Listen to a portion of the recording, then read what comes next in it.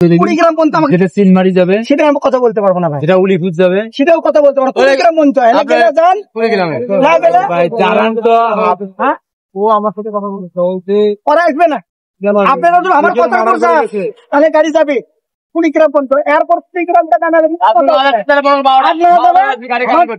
3,000 দিছি আমি, আর আমি মহাজন হাতে আমি গাড়ি পাবো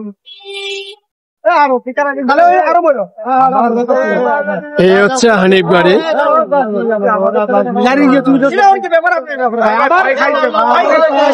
হানিফ গাড়ির ব্যানার লাগিয়ে তারা ভাড়া দেয়, আর অর্ধ রাস্তা আসার পরে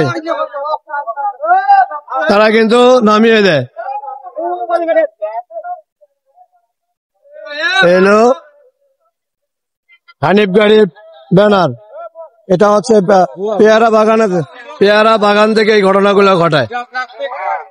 এটা পেয়ারা বাগান থেকে এই ঘটনাগুলো তারা ঘটায় থাকে। দেখেন গাড়ির নাম্বার প্লাস হানিফ গাড়ি। অর্ধেক রাস্তা আসা পরে তারা কিছু চেনে না এবং জানে না। যদি মালিকদের ফোন করা হয় তারা ফোন আর রিসিভ করে না।